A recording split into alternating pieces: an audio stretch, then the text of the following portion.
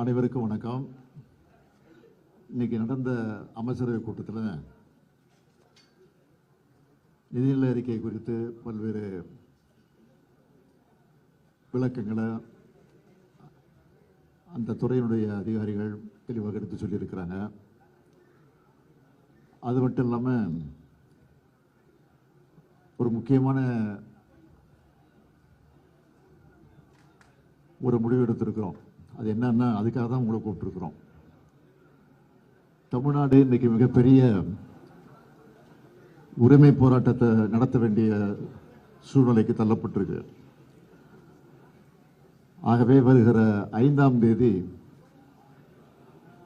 அனைத்து கட்சி கூட்டம், அதாவது பதிவு பெற்றிருக்கும் தேர்தல் ஆணையத்தில் ரெஜிஸ்டர் ஆகிருக்கக்கூடிய 40 கட்சிகளை அழைக்க முடிவு செஞ்சு இன்றைக்கு நாங்கள் அவர்களுக்கெல்லாம் கடிதம் அனுப்ப போகிறோம். எதுக்குன்னு கேட்டிங்கன்னா, தொகுதி மறுசீரமைப்பு விஷயமா. ஏன்னா தொகுதி மறுசீரமைப்பு பேரில்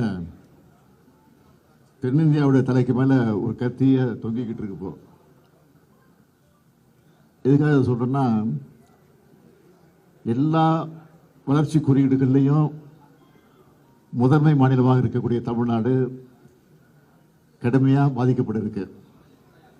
இப்போ தமிழ்நாட்டில் மொத்தம் 39 தொகுதிகள் இருக்குது. நாடாளுமன்ற தொகுதிகள் 39 இருக்கு. இதை குறைக்கிற அபாயம் ஏற்பட்டிருக்கு. ஒன்றிய அரசு 2026ஆம் ஆண்டில் மக்களவைத் தொகையினுடைய எண்ணிக்கையை மறுசீரமைப்பு செய்ய போகிறாங்க.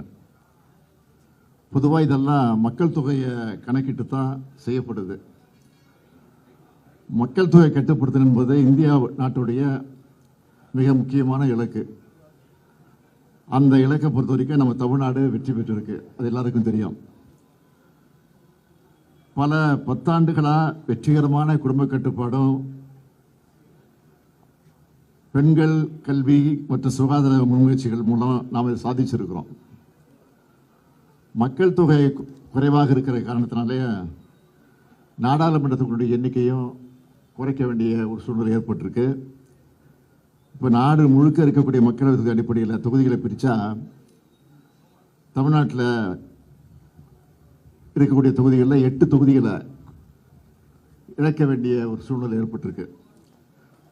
அதாவது தமிழ்நாட்டுக்கு 39 எம்பிகள் இருக்க மாட்டாங்க, 31 எம்பிகள் தான் இருப்பாங்க. இன்னொரு முறையில் கணக்கிட்டு பார்த்தீங்கன்னா, நாட்டில் ஒட்டுமொத்த எம்பிக்கள் எண்ணிக்கை உயர்த்தி அதுக்கேற்ப பிரித்தாலும் நமக்கு இழப்பு தான் ஏற்படும். நமக்கான பிரதிநிதித்துவம் குறைஞ்சி போயிடும். அதிக மக்கள் தொகை கொண்ட மாநிலங்களுக்கு அதிக பிரதிநிதித்துவம் கிடைக்கும். இதனால் தமிழ்நாட்டுடைய குரல் நசுக்கப்படுது. இது வெறும் உறுப்பினுடைய எண்ணிக்கையை பற்றி கவலை மட்டும் இல்லை, நம் மாநிலத்துடைய உரிமையை சார்ந்தது என்பதை நாம் மறந்துடக்கூடாது. தமிழ்நாடு எதிர்கொள்ளவிருக்கக்கூடிய பல முக்கியமான பிரச்சனைகளை தமிழ்நாட்டை பொறுத்த வரைக்கும் அனைத்து அரசியல் கட்சிகள் மற்றும் தலைவர்கள் எல்லாம் ஒன்றிணைந்து முதற்கட்டமாக இந்த கூட்டத்தை ஏற்பாடு செஞ்சுருக்கிறோம். அனைத்து கட்சிகள் எல்லாம் கடந்து, அரசியல் எல்லாம் கடந்து இந்த விவகாரத்தில் ஒன்று சேர்ந்து குரல் கொடுக்க வேண்டும் என்று உங்கள் மூலமாக நான் இப்போவே கேட்டுக்கிறேன்.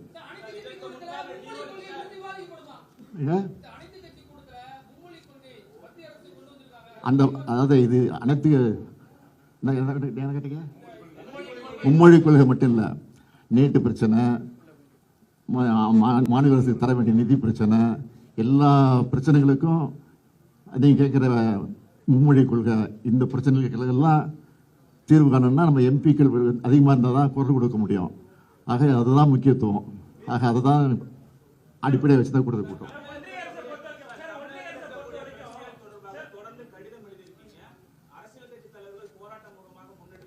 எதுக்கு? அதுக்கு தொடர்ந்து கொடுத்துக்கிட்டு இருக்கிறோம்.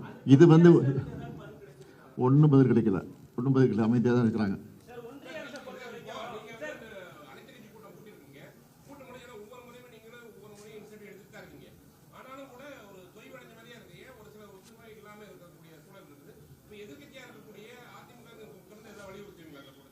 இந்த கூட்டம் அதிமுக வர போகிறாங்களே, இதில் நிச்சயம் குரல் கொடுப்பாங்கன்னு நம்பிக்கை எங்களுக்கு இருக்கு.